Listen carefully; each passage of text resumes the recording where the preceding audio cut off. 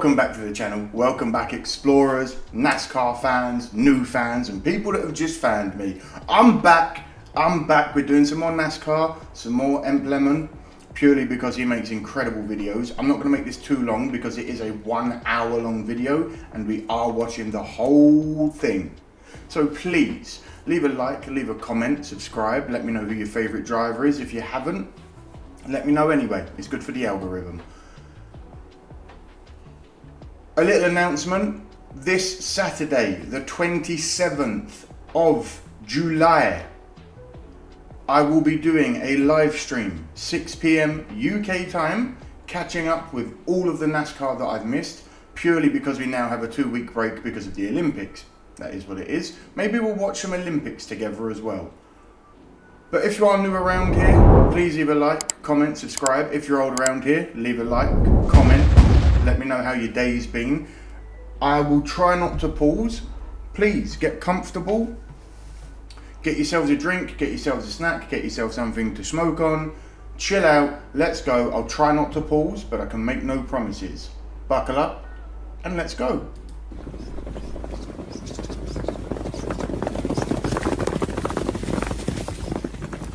Legend has it that the Muskogee Indians used to race horses at Dry Valley in what is now northern Alabama. The natives referred to the region as Talladega, or border town. Eventually, as American colonists began to settle the surrounding lands, the border of the Native American territory gradually began to shrink. By 1813, Talladega had become a battleground as the Muskogee erupted in civil war. I was not expecting a history lesson. I'll try not to pause, but I'm loving this. See, this is why you subscribe to EmpLemon. Go and do that too. The Talladega natives remained loyal to the Americans and helped General Andrew Jackson defeat the Red Sticks, an opposing faction who were fighting to preserve the sovereignty of the Indian Territory. In 1830, President Andrew Jackson would repay the favor by ordering the removal of all indigenous tribes from the southern United States. Disgraced by their compatriots and betrayed by their American allies, the Talladega Indians abandoned their ancestral lands, never to return. According to legend, as the tribe gazed over Dry Valley for the final time, the shaman cursed the land and all of its future intruders to be struck with misfortune. Can't really blame him. 130 years later, the president of NASCAR is looking for a new site to construct his most ambitious racetrack yet. After failing to secure a venue in Raleigh. Sorry, the curvature on that bank is insane. Or Greenville, Bill France set his sights on a secluded valley in northern Alabama. The town of Talladega was chosen as the location of NASCAR's biggest superspeedway, where, rather than horses, men would race 2-ton hunks of metal at triple-digit speeds. Bill France probably never knew about the curse. Hardly anyone did. But soon enough, in one way or another, all of NASCAR would learn to fear Talladega. What an intro. I got goosebumps. I don't know. That was ugly. Contact! Bobby Labonte's over! Please, let me know down in the comments if you've ever been to Talladega. That's the last time I'm going to pause for at least 20 minutes unless something crazy happens. It's the big wreck on the final lap! New leader. Been waiting all day to say this. It's Ricky Bobby.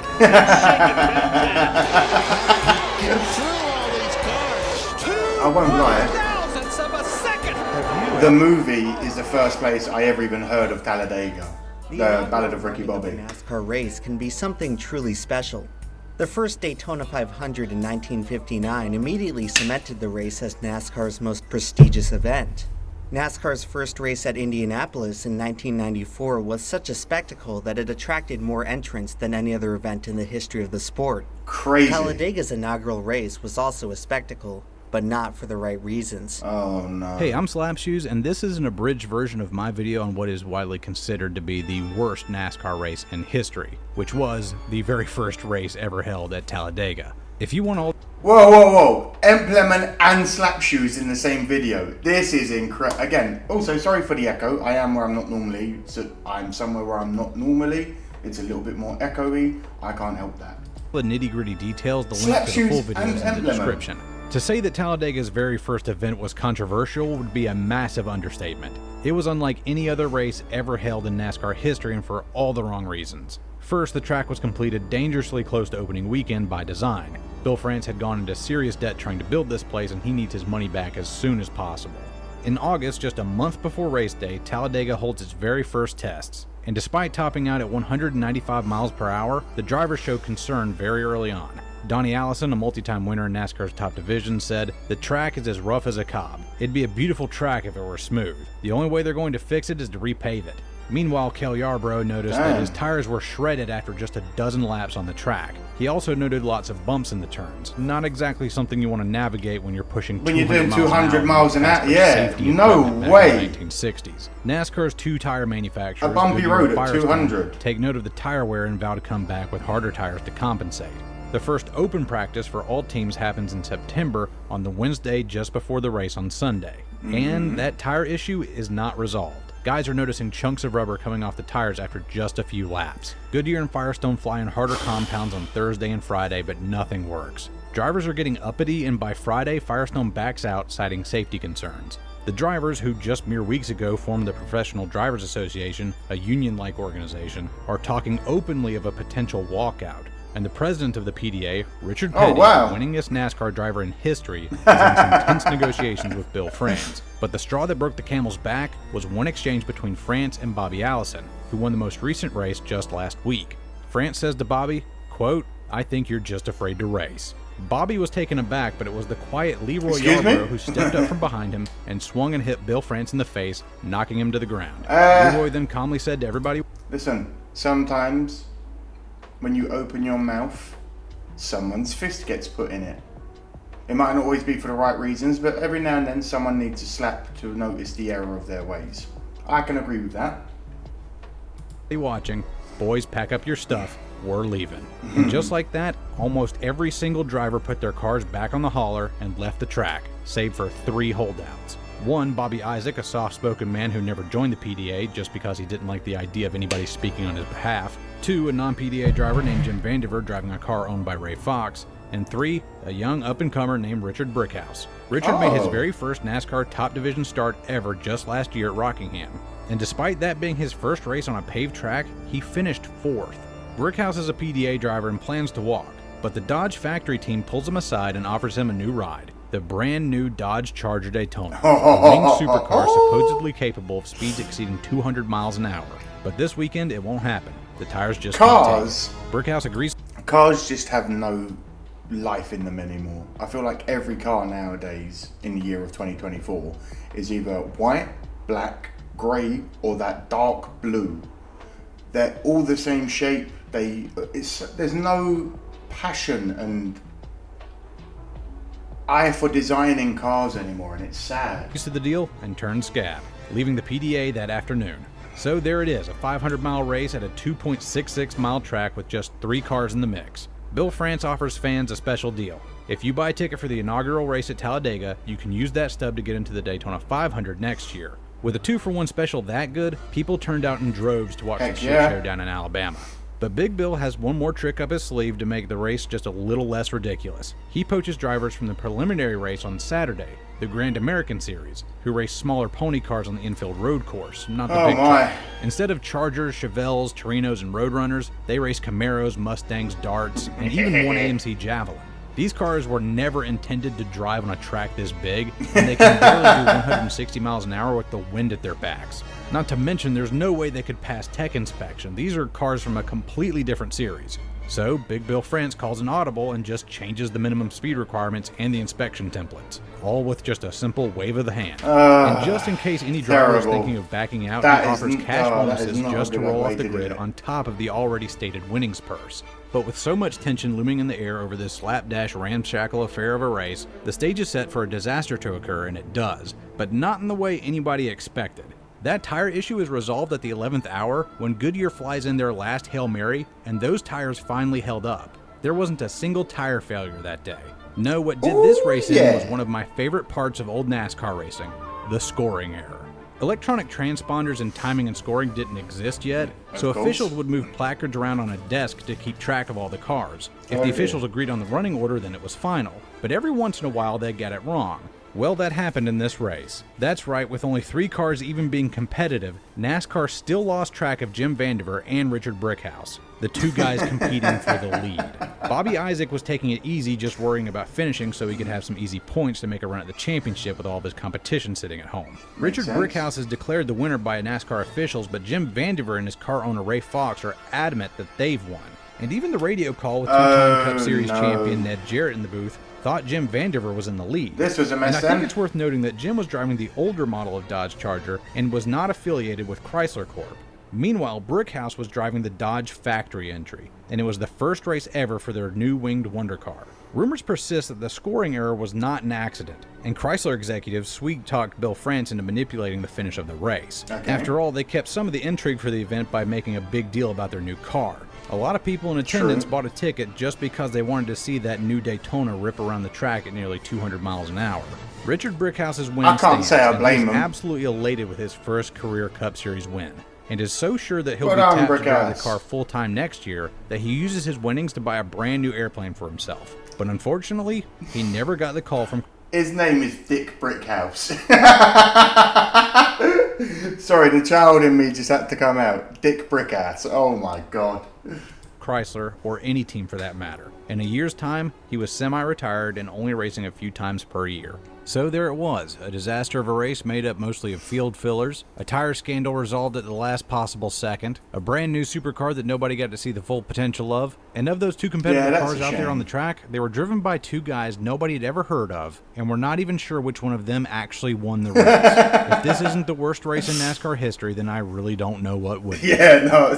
So ends the tale of NASCAR's most disastrous inaugural race, and so begins the tale of the Talladega curse.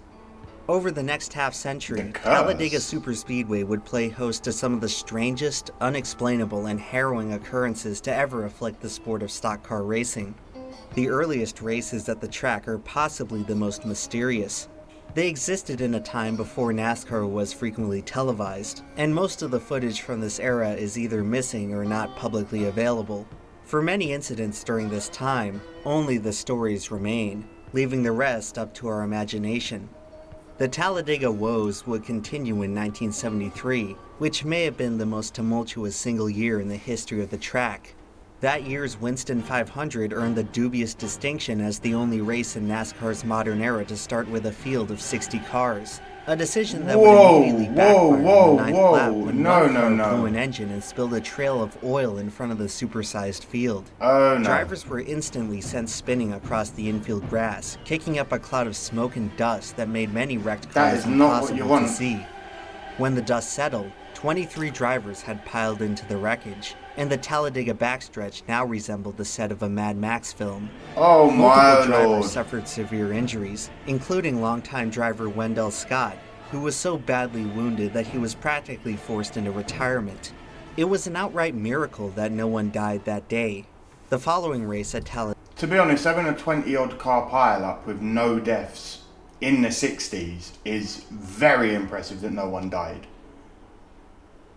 That is wild. Talladega would not be so fortunate. Just 3 months later, teams and drivers would have to pick up the pieces and run it back in the Talladega 500. On lap 13, defending Rookie of the Year Larry Smith struck the Turn 1 wall in a single-car incident.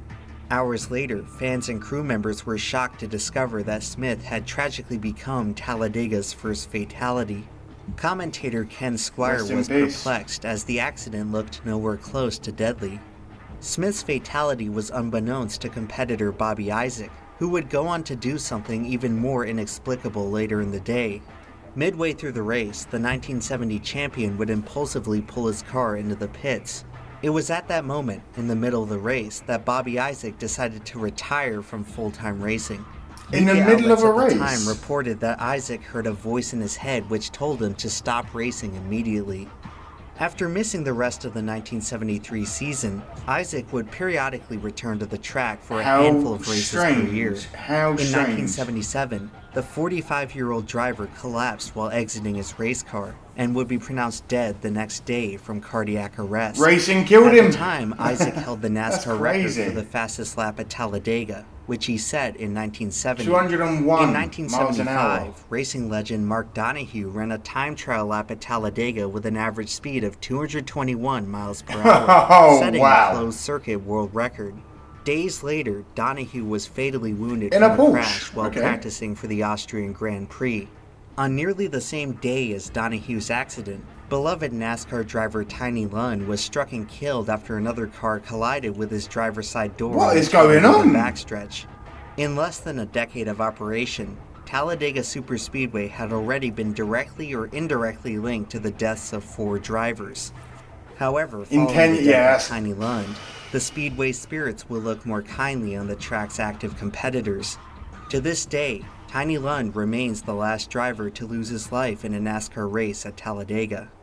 Well, while drivers would remarkably... Let that be said for the safety equipment and sad that he had to pass, and it's a bit like Dale's passing. It's heartbreaking that he did die, but in the time since his death, improvements in safety came on leaps and bounds, so sometimes it's that horrible feeling of you got to break a few eggs to make an omelette, so it's like you've got to have a few accidents to get it right, and it's a shame that people had to lose their life for it though. Man, let's keep going. ...be spared on the track, there were never any guarantees inside of it. During the 1975 Winston 500, Richard Petty's car caught fire in the pits. Was this the invisible flame? Brother-in-law Randy Owens rushed to douse the flames with a fire hose. The nearby pressurized water tank exploded, launching Owens 15 feet in the air and killing him instantly. In 1977, veteran driver David Sisko was competing at Talladega when he was greeted by a terrible sight in the infield. His mother had been struck and killed by a pickup truck near the garage area. Sisko was apparently so devastated that he would never attempt another NASCAR race. I wasn't expecting that. My body just went cold. This wouldn't be the last pickup truck-related death at Talladega.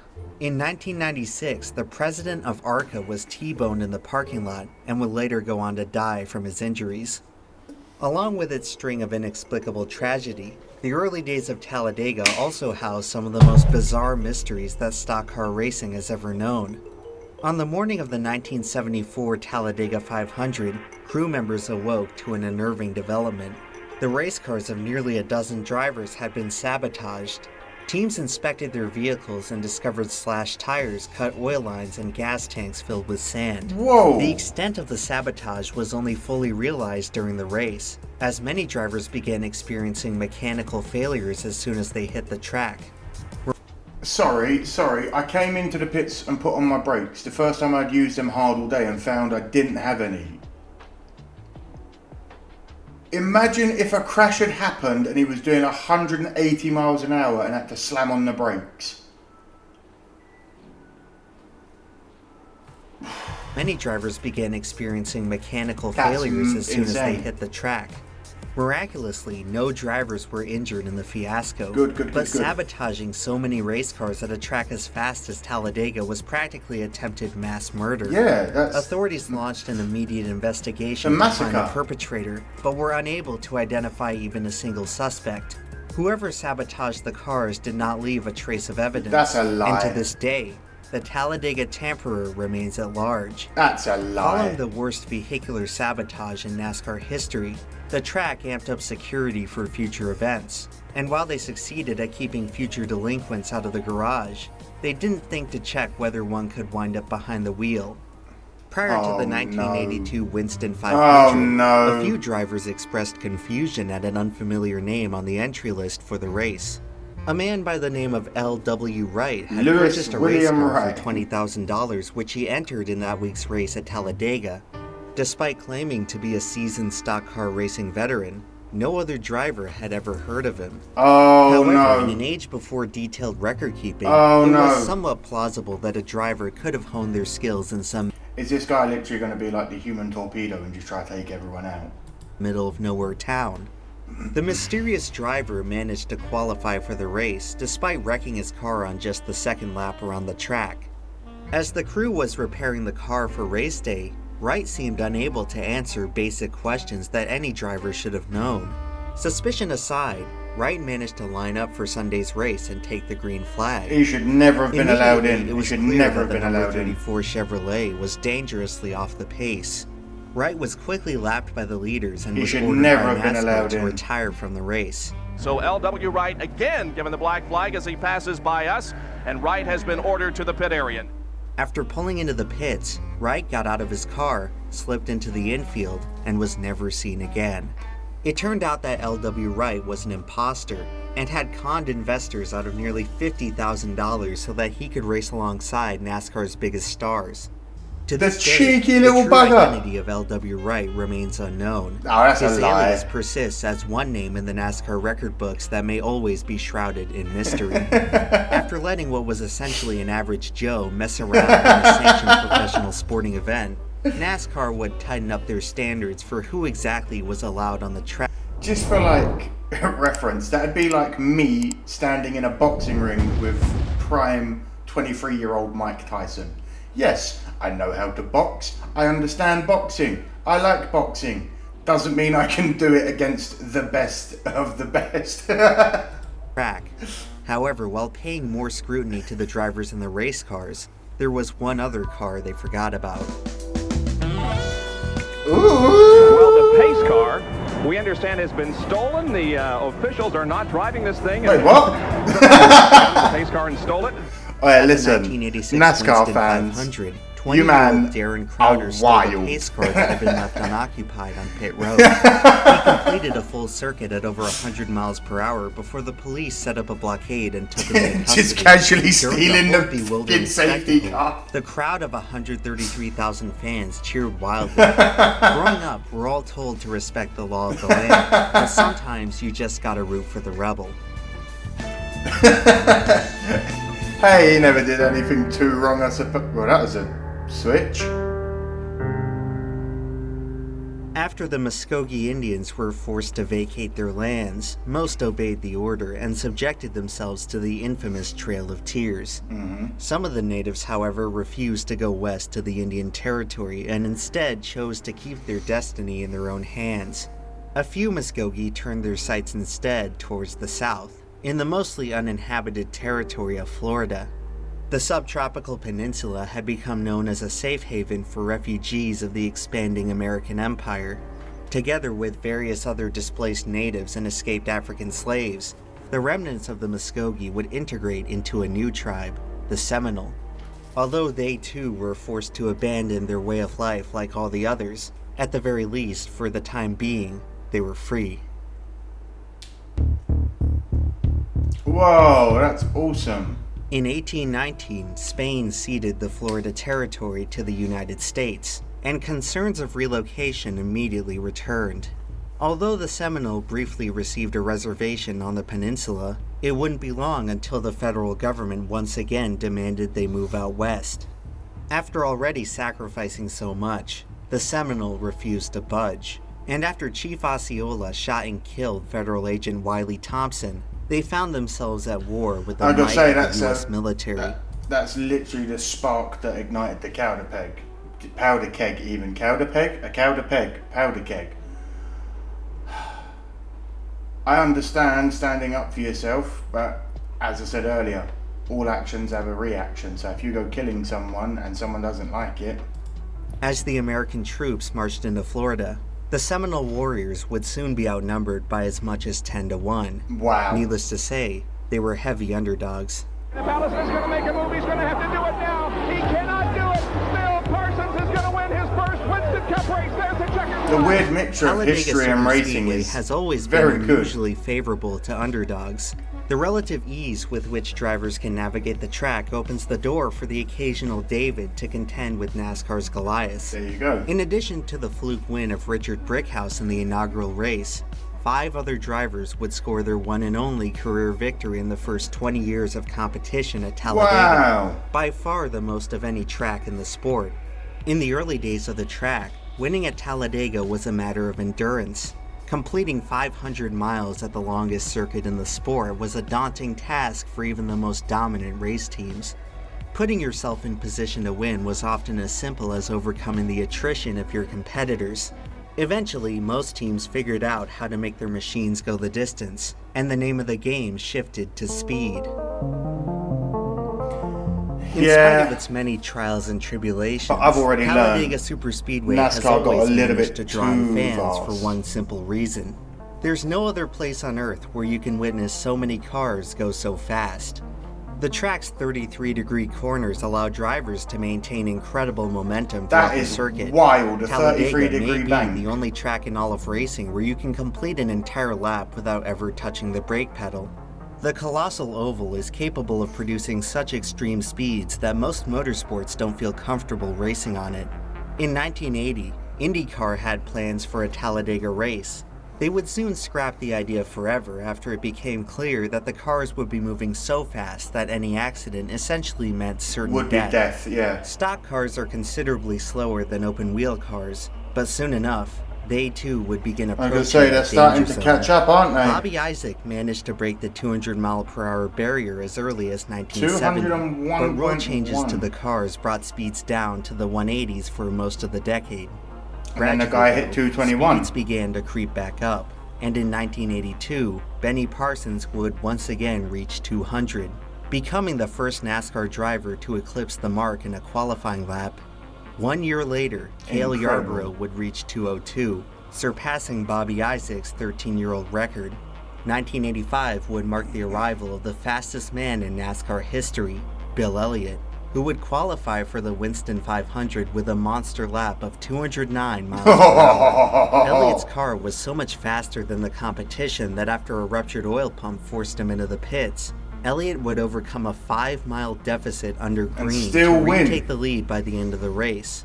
Even What? after burning several minutes on pit road, Elliott had just ran the fastest race in NASCAR history. It's okay, my car's so completing fast, 500 I can miles take in 10 just minutes over off. 2 hours and 41 minutes. 2 years later, Bill Elliott would complete a 2 2/3 mile lap at Talladega in under 45 seconds, setting an average speed of 212.8 miles per hour. It was at this point that the entire sport of stock car racing would discover that they had ventured too far into unwelcome Yeah, territory.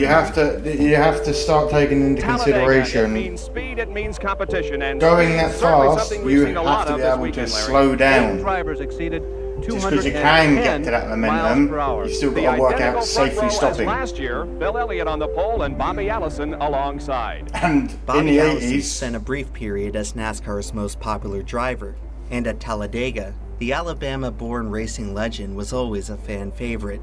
On May 3rd, 1987, Bobby Allison came inches away from becoming one with the fans. One of the real Oh, we have a problem. I take my hat off to every single NASCAR racer, any race car driver that puts on the suit and the helmet and gets in a car. Protective railing. After a mechanical failure Massive sent his car cojones. spinning down the tri-oval, Bobby Allison found himself at the Oh, I've center seen of the this. most frightening Yes, near yes. miss in NASCAR history. The Talladega pace had become I so remember this fast now. that even a slight aberration was enough to transform any of the 40 vehicles on track into a 2-ton projectile. Just as Ugh. everyone was starting to forget about the Talladega curse, the track would produce an incident so ominous that it would fundamentally alter the future of stock car racing. One may consider it benevolent of the curse to spare everyone on that day, but the story of Talladega's most dangerous race doesn't end here.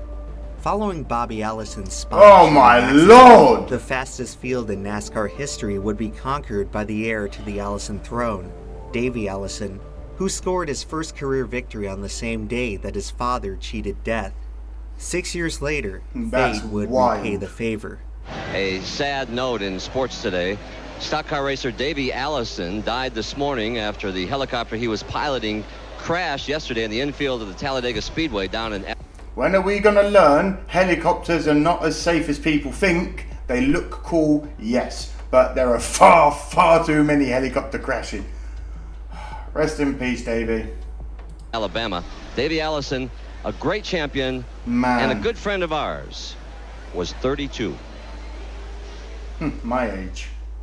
Although his life and career were cut tragically short, Davey Allison's legacy will always be etched in the 1987 Winston 500, possibly the most influential single race in NASCAR history. Bill Elliott would become the last NASCAR driver to ever reach the 212 mark. After this race, super speedways entered the age of the restrictor plate. The restrictor A plates! new component to the intake manifold designed to limit horsepower and keep speeds under 200 miles per hour.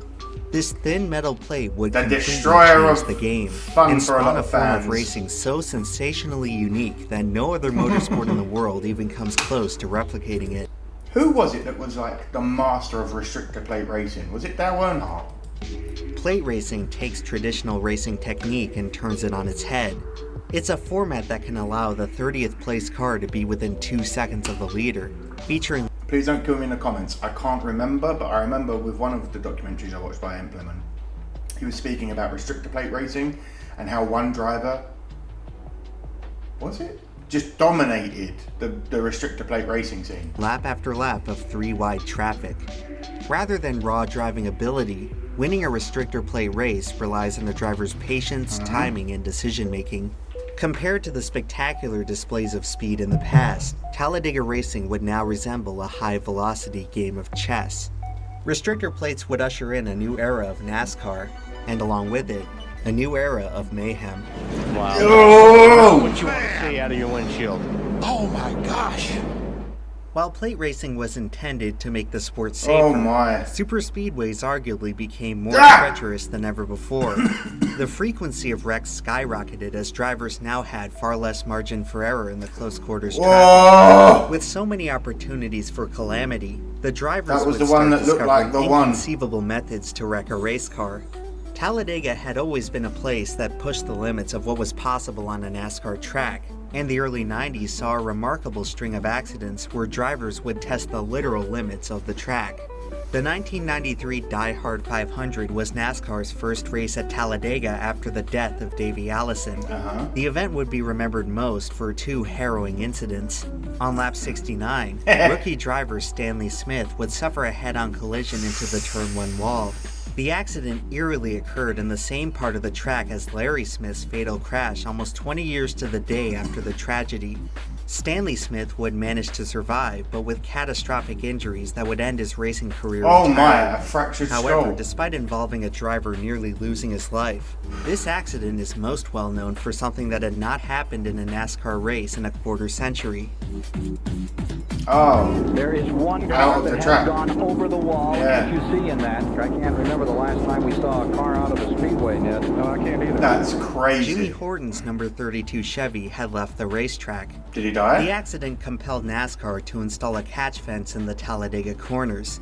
The new enclosure would come in handy just 3 years later, as it prevented Ricky Craven's car from also exiting the circuit in a similar crash. However, back in the 93 Die Hard 500, the mayhem was only half over. On lap 132, If you've seen any of my videos, you know I am a massive fan of the flaps. I love the flaps. Genuinely, one of the safest scientific breakthroughs to keep a car on the ground is the little roof flaps. I love them. Neil Bonnett's car was sent tumbling into the tri-oval catch fence. Oh! Thankfully, after Bobby Allison's accident, NASCAR had strongly Reinforced, reinforced the line yeah. between the spectators and the action, narrowly escaping yet another tragedy. While it came very close, this Die Hard 500 did not live up to its moniker. The event would go on to be remembered as the race where cars seemingly refused to stay inside the track. The next time the Cup Series returned to Talladega, Mark Martin would discover the true meaning of going inside the track. Uh-oh, uh-oh, uh-oh, uh-oh, uh-oh.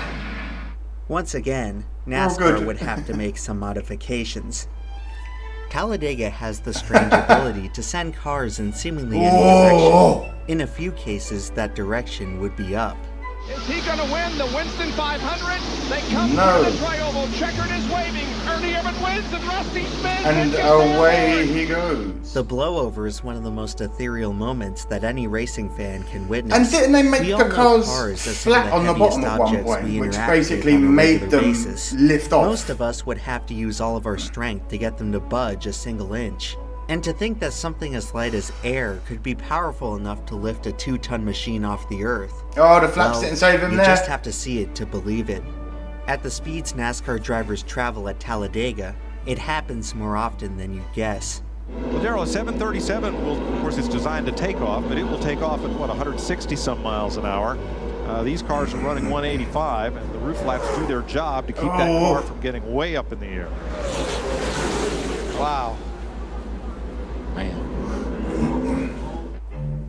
In 1996, the Talladega curse finally You lot might want to move! Elliott, who suffered a broken leg after his car soared across the backstretch grass. Oh, is but that the all? most spectacular blowover in Talladega history belongs to a different Elliott. Is it Chase? Elliott Sadler over once and a half and on his roof.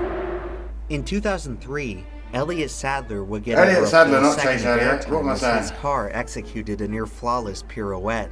The number 38 M&M's Ford must have covered the length of a football field without touching the ground. He The certainly following lifted, season, didn't he? Sadler returned to Talladega and inexplicably became the only driver in history to blow To go over backwards. the same track 2 years in a row.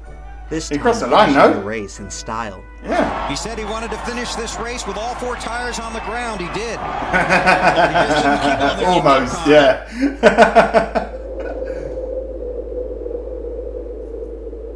It's one thing to watch a blowover as a spectator, but to experience one from inside a race car is a sensation most of us can only imagine. Oh, A NASCAR engine can roar as loud as 140 decibels, but in an airborne car, many drivers report a brief moment when everything falls silent. At the instant in which the mighty racing machine is briefly wrestled away from the dominion of gravity, it's as if the driver has entered the window to another realm. Do you think that if they listened hard enough, they would hear the faint thumping of horses galloping on the Alabama clay?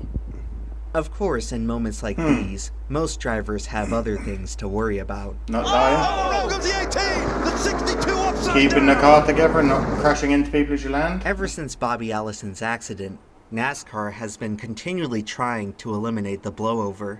But try as they might, Talladega has always found a way to send cars flying. Oh, Logano gets turned. Logano is upside down. Oh, Joey.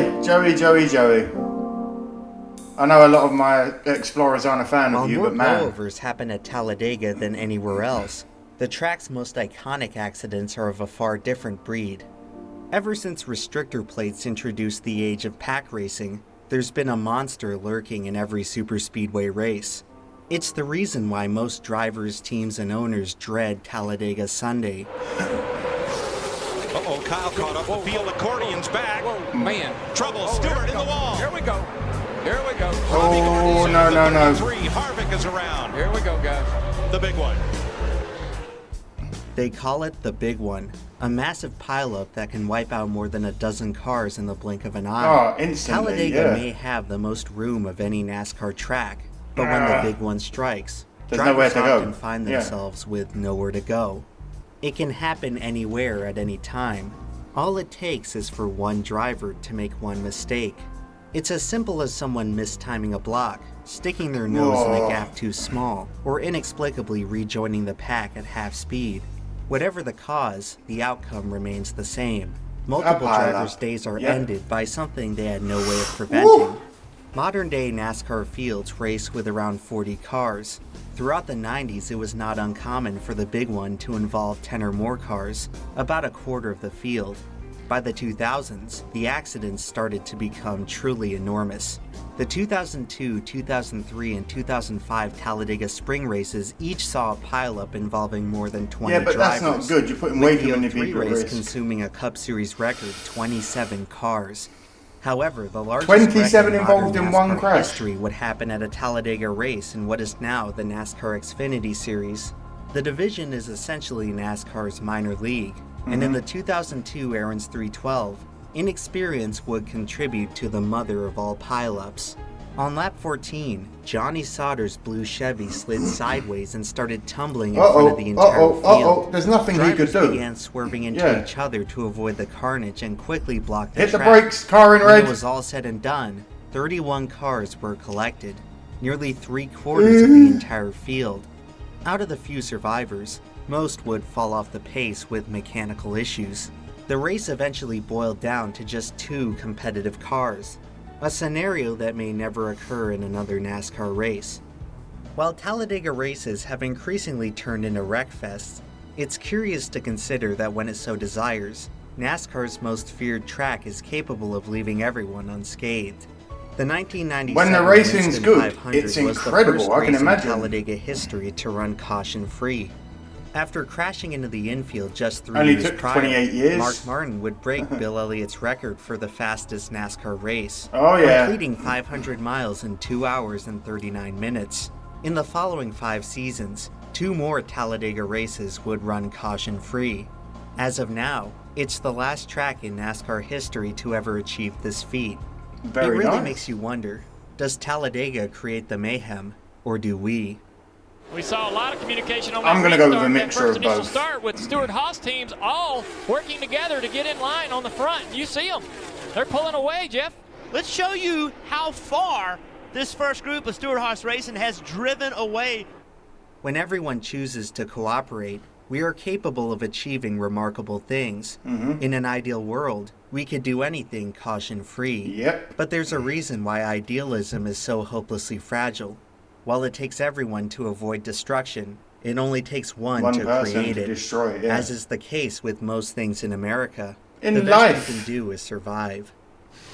What you got ain't nothing new. This country's hard on people. You can't stop what's coming. That film annoyed me. The How ending. is it that Oh. when we find ourselves in the biggest place we've ever known, we still run out of room? Americans have always been infatuated with the concept of manifest destiny, the 19th century ideal that the United States should inevitably span from sea to shining sea. Crazy. This grand vision of America was eventually realized at tremendous expense to those who originally roamed those lands. Even now, as we sit atop our New York skyscrapers and California mansions, manifest destiny is still very much alive. We apply it to what we wear, what we drive, how we conduct. I will admit, in America, it is very much still the land of opportunity. If you want it and you work hard enough, you can get it. It would seem, in America, even to this day. Even if the world at the moment is on fire and crazy, it's crazy how you can make your dream work in America. Conduct business. Enough is never enough. We are always marching forward to some glorious, indeterminate outcome. Why stop at building the biggest racetrack in the world when you can build one even bigger, steeper, wider, and faster? Our conquest for more never ends. Some call it greed, others call it destiny. The driver's strike at Talladega's inaugural contest gave many others a unique opportunity to race in the Cup Series. One of those newcomers was a 23-year-old Richard Childress, who would use the prize money from his big break to open up his own racing team. In 1981, Good lad. Childress retired from racing and handed over the reins of his number 3 car to NASCAR's newest champion, a driver by the name of Dale Earnhardt. With Richard Childress racing, the Earnhardt would Intimidator. go on to win 6 of his 7 Cup championships, and the Childress number 3 would become the most iconic stock car of the 20th century. They're not wrong. Earnhardt's career will always be most intertwined with Daytona, but one of his most impressive feats was coming the closest of anyone to conquering Talladega. Despite hating restrictor plate racing more so than any other driver, Hated. Earnhardt was undeniable. Okay, so to go back to my earlier comments, and how people have already commented, I can already tell. Dale hated restrictor racing. I remember something synonymous with him and restrictor plate racing. Undeniably the best at it. He was so skilled than any other driver. Earnhardt was undeniably the best at it. So I was right. He hated it, but he was undeniably the best plate racer. Okay. He was so skilled at drafting that some competitors swore that he could literally see the air coming off the Yeah, cars. a load of people said In this. October 2000, Talladega would be the site of his final career victory.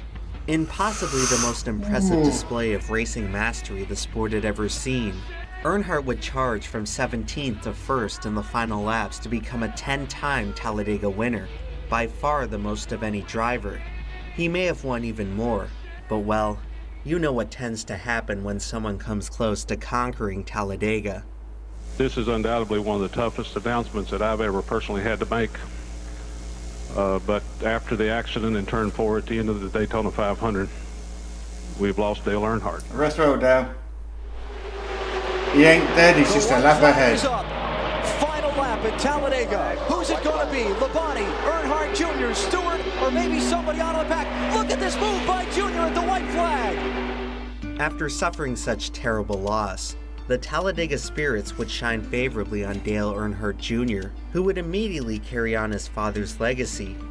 1 year after Dale Sr.'s final victory, Dale Jr. would score his first Talladega victory, one of 4 wins in a row at the track for the new Pied Piper Superspeedway Racing. Dale when your Jr.'s dad was the remarkable best, success on you learn a NASCAR's thing or biggest two. stage would make him an instant fan favorite. The newest racing superstar would carry both Talladega and the sport into its present-day incarnation. Hey, Ricky, Bobby. Good to see you again. Thanks, man. You still owe me that $30. Oh, no, man. You said that was a gift. You're a dirty liar. By now, Talladega had become so infamous in pop culture that That's someone literally was where I bound to learned it make from. a movie about it. I know that's 2006 embarrassing. saw the release of the Will Ferrell comedy Talladega Nights. It took me a fair bit winless as well. driver growing resentful of his more successful teammate. Strangely enough, in NASCAR's first race at Talladega after the film's release, a near-identical storyline would play out in reality. Back in the 2006 Daytona 500, Brian Vickers is leading with just 15 laps to go and has a chance to score his first career victory in the biggest And race his of the year. teammate done him. Unfortunately for Brian, his teammate Jimmy Johnson passes him and goes on to win instead. 2 months later at the spring Talladega race, Vickers once again has an opportunity to get his first win. Now, will Vickers be the good soldier? Did he do him and follow again? Jeff Gordon home, or does he want his first win that bad? He's got to get his first win. He takes the lead with just 2 laps to go, only to get passed once again by Jimmy Johnson. How? Later in the year, the Hendrick teammates return to Talladega to find themselves nose to tail behind Dale Jr. in the closing laps. Both Johnson and Jr. are in a tight championship battle, and it's up to Vickers to help his teammate complete the pass for And the he's win. not gonna. What happened next wasn't exactly a shake and bake. Jr. Oh, no! Vickers hits 48 and takes out Earnhardt and Jimmy Johnson. You son of a Talladega bitch! has always been known for its sensational finishes.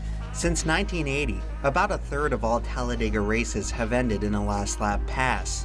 Such a scenario is portrayed to great effect in Talladega Nights, which makes use of the track's most distinct feature. While most tracks are designed with the finish line in the center of the front straightaway, Talladega's is about 1,000 feet farther down the track towards the entrance of Turn 1. While it may seem like a small alteration, this unique design aspect has affected the outcomes of countless races. Because of that little speed on the turn. You leave someone with just a little more room to run. Yeah. The name Seminole can be traced back to the Spanish word cimarron, or runaway. They were a tribe composed of wildly different people who all shared a single unifying vision, a refusal to be conquered. The Seminole warriors fought valiantly.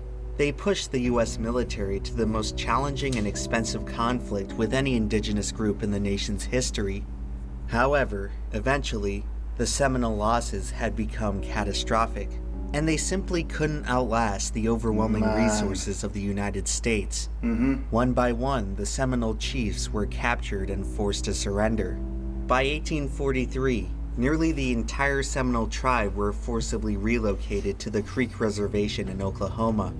Only a small fraction managed to evade government capture by fleeing into the Everglades, a vast stretch of swampy wilderness considered by American settlers to be inhospitable. After nearly a decade of costly fighting, the military decided that further pursuit was no longer worth the trouble. By the end of the war, as few as 100 Seminoles remained, the last of the runaways. Throughout the rest of the 19th century, all of the other indigenous people in America would be forced to submit to government rule. Eventually, the Everglades Seminoles would remain as the last free tribe within U.S. territory.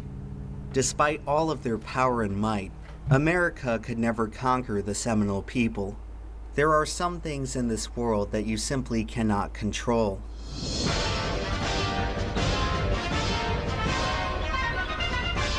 And that is man's Since its stupidity very for first speed. race, NASCAR has always struggled to control Talladega. The track has served as the ultimate fulcrum for the sport's greatest conflict of interest. By creating the world's most spectacular track, they simultaneously created the world's most dangerous track. NASCAR has always straddled the fine line between entertainment and safety. Throughout the history of the track, the sanctioning body has been in a constant balancing act in trying to prevent the next Talladega catastrophe while maintaining the track's unique appeal. The continual addition of rules and regulations has resulted in a style of racing that looks completely unrecognizable to the sport's humble beginnings. And I mean, guys were slamming into one another, they're hitting each other in the corner. Eventually, just what happened is going to happen. It's going to happen again too, probably before the day's over. Many drivers today feel that Talladega racing is a glorified crapshoot, which is somewhat emblematic of modern NASCAR as a whole. You know, look, these championships aren't like winning like Petty and Earnhardt used to win them. And, you know, it comes down to one race, and it came down to one race for us tonight and came up short. How far are we willing to compromise the merit of competition to manufacture a more entertaining spectator product? NASCAR is always trying to tweak the sport to make races more exciting.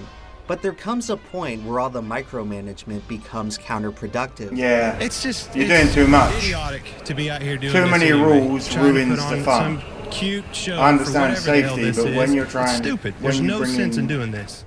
When you bring in stipulations for everything, it then takes the joy out of the sport itself. I can't drive a certain way. I can't overtake a certain way. I can't, like. It's going to get to a point where I know rubbing is racing, but if I won't be surprised in the future if they start to outlaw any like contact of cars as well, which would ruin the sport, let's be honest. Defining aspects of present-day Talladega has been the looming threat of controversy, where NASCAR's contrived bureaucracy ends up spoiling the race itself. In 2003, NASCAR would end its policy of allowing drivers to race back to the caution flag, as the practice was becoming too dangerous. Instead, the field would be frozen at the moment of caution, a change that would reach a breaking point the next spring at Talladega. When the caution came out with 5 laps to go, fans were thrilled as Dale Jr. appeared to make the pass for the lead. However, the lead was instead awarded to Jeff Gordon, as he was slightly ahead at the exact moment of caution. The race would not be restarted as Gordon would coast to a very unpopular win, as frustrated fans pelted the track with debris. NASCAR would later institute the green-white checker rule to minimize the chances of races ending under caution, a policy that has since undergone numerous confusing and inconsistent changes over the years. I was going to say, one of the a most few comments have told me that was a for any mad NASCAR rule. finish happened at the 2016 Xfinity Series race at Talladega. At first, it looked to be an amazing feel-good story with underdog driver Brennan Poole threading the needle to score his first NASCAR win. However, in an unprecedented reversal, NASCAR would award the victory instead to Elliott Sadler. The officials had bizarrely frozen the field less than 1,000 feet from the finish line, and in that instant, Sadler's car was briefly in the lead. But he's not on the despite track. being in the process of crashing. To this day, Brennan Poole is still searching for his first win. And by that much, Elliott Sadler, a winner over So, Brennan Poole in not Talladega. being on the racetrack Not even still NASCAR's counts biggest being on stars the- can avoid the jinx of Talladega controversy. Dale Earnhardt Jr. looking for his 5th win at Talladega. Later in the 04 season, Dale Jr. would avenge his dubious runner-up finish by winning the fall Talladega race, Good lad. only to once again wind up at odds with the sanctioning body. In his Victory Lane interview, Jr. would drop an expletive on live TV. Oh, no. What does it mean to win here, not only once, but to win here 5 times? Well, it don't mean shit right now. Daddy's done won here 10 times, so... A mistake that would normally be a non-issue, but it just so happened that this was the year of Janet Jackson's wardrobe malfunction at the Super Bowl, and networks at the time were hyper-vigilant at maintaining their standards and practices. As a result, Jr. would be docked 25 driver points, which knocked him out of the championship lead. 2004 was the best season of Jr.'s career, and he may very well have won the title I'd if be all of us demonetized weren't if I so swear sensitive over a sometimes. 4-letter word. So the chase for the championship is over, and here's how it ended up.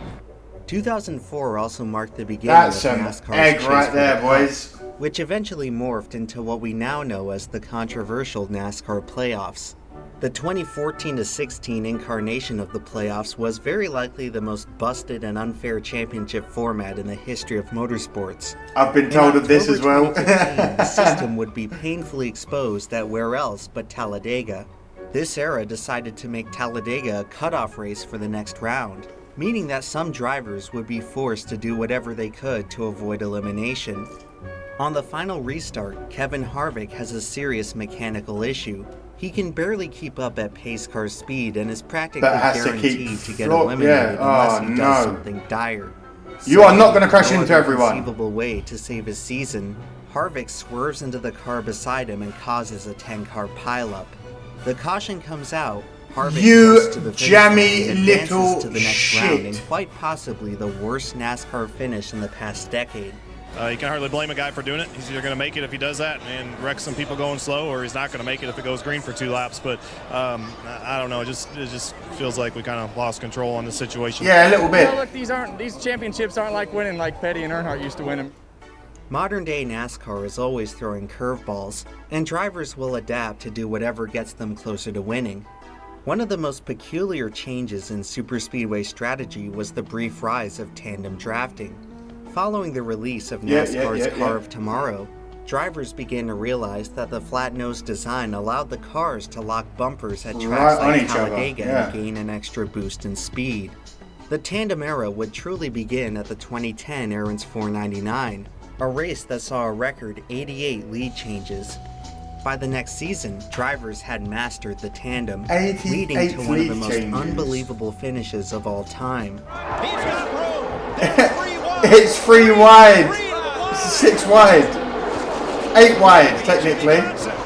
In a mad dash to the finish line with 8 cars under a blanket, Jimmy Johnson would edge out the win by 2 1/1000ths of a second, tied for the closest finish in NASCAR history. Not anymore, it's not. However, during its brief stint, tandem drafting represented too extreme of a departure from what audiences were used to, and NASCAR would eliminate the strategy in the following season. While tandem drafting was relatively unpopular in its time, many fans today look back on the era fondly.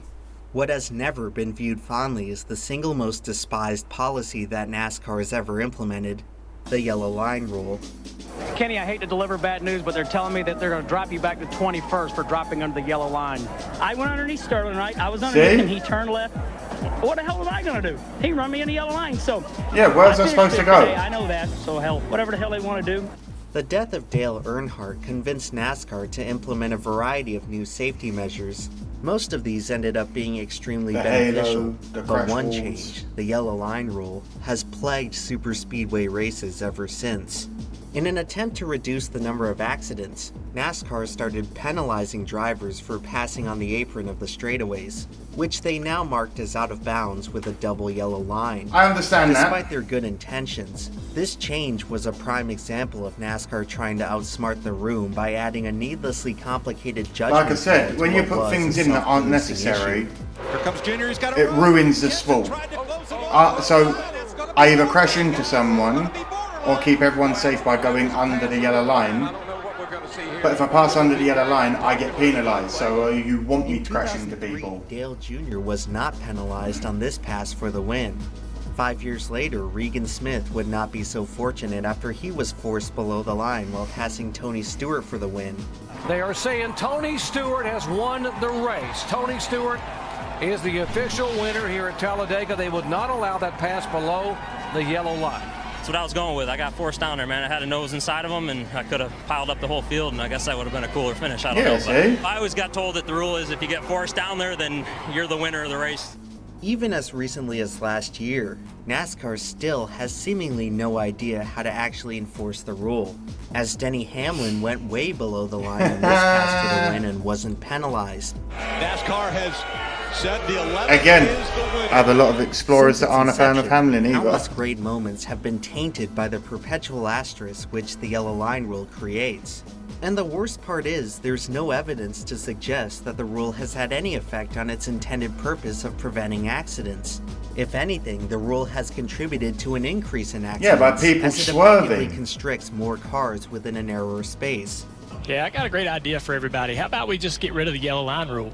Nobody really wants to see the races come down to these type of decisions, and I don't think it's going to crash more cars than we crashed today. Exactly. Oh my Recent lord! Races at Talladega have been about as close as you can get to a demolition derby. It's not uncommon these days for a race to end with less than a dozen cars limping across the finish line. Over the past 2 decades, NASCAR has made incredible strides in safety, an unintended consequence of which was ushering in a new generation of drivers who no longer fear accidents.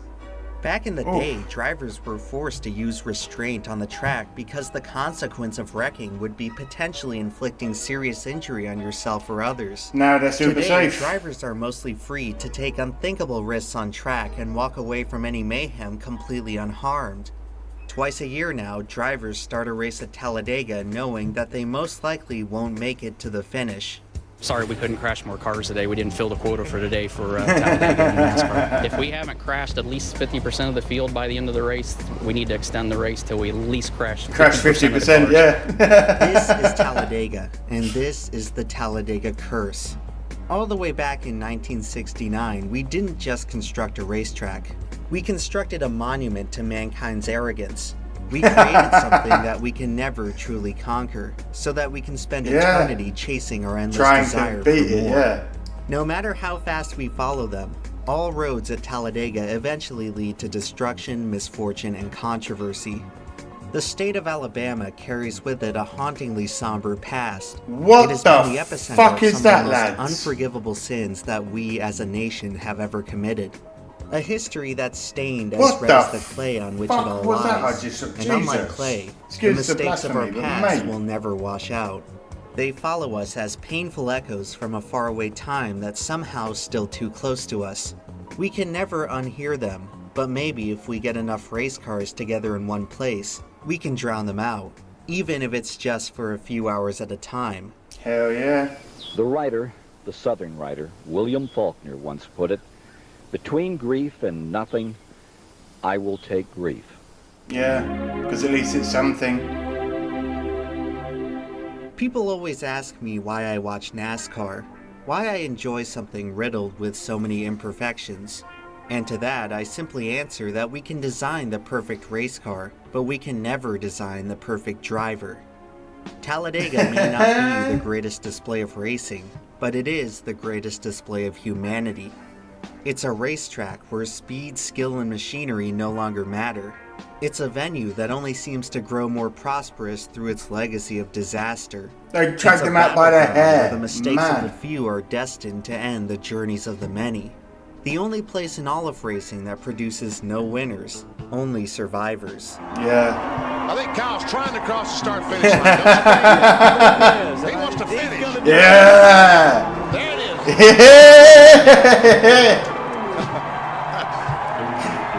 You go this far, you don't want to be one lap short. Every year on NASCAR's schedule, there are 2 dates that I never forget to tune in, when America's greatest drivers are confronted with the one track they fear most. In the land that America's native people once called home, 40 race cars are cursed to reenact their story. That must be at least 30 cars in that wreck. God help all of them because there's no place to go. That's a very somber. The Seminole bided their time in the Side by Everglades side. for more than 100 years. They emerged in an America that had grown rich off the lands they had claimed long ago. An America that was now looking to move on from its centuries-long conquest. In 1957, the Seminole tribe was granted federal recognition by the U.S. government, extending them special privileges as a sovereign jurisdiction. By the 1970s, the Seminole had begun using these privileges to host high-stakes bingo halls, which would go on to be the very first Indian casinos. While most of the Seminole tribe gradually integrated into modern society, a small part would continue their traditional way of life in the Everglades. This group would go on to form a new tribe, known as the Miccosukee.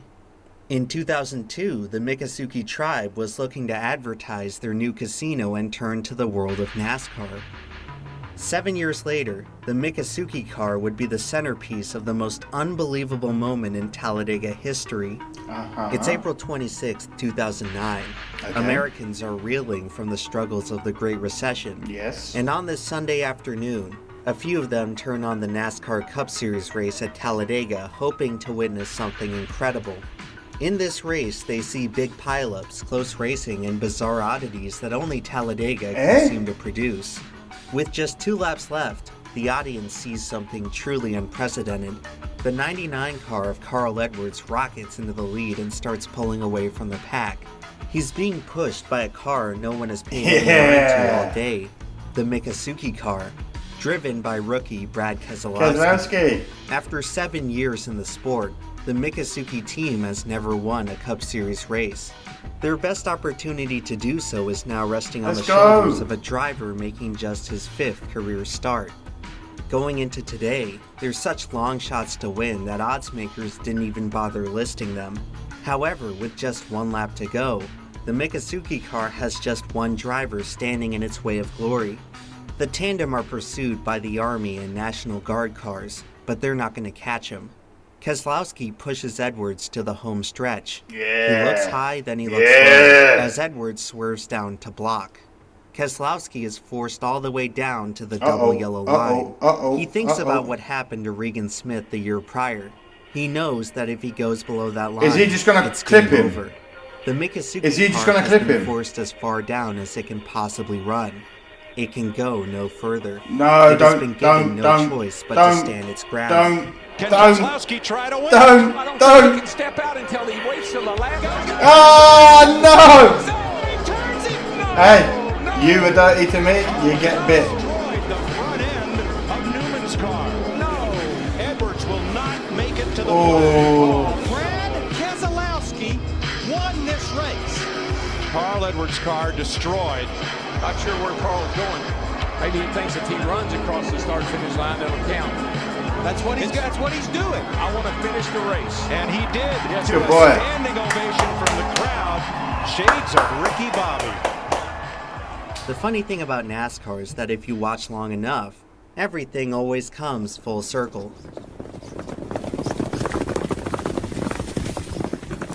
I'm sorry, but the trampling of the feet sounded like a bong rip to me.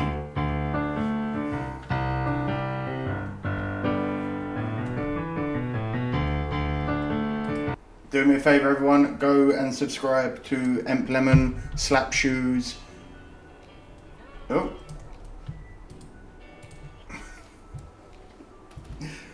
That was incredible. I didn't know there was such a colourful history behind a racetrack, but it's wonderful. Right. Thank you to like the 100 odd of you that have told me to watch this video. It's now been done. Like I said, Saturday the 27th of July, we will be doing a NASCAR catch-up live stream, 6 PM UK time, 2 PM Eastern, maybe 1 PM Eastern time, and then 10 AM I'm guessing if you live in Los Angeles and stuff like that. That's the best I can do off the top of my head. Let me know what you thought of the video, let me know what to watch next. Have yourselves a great day, be well, and bye-bye.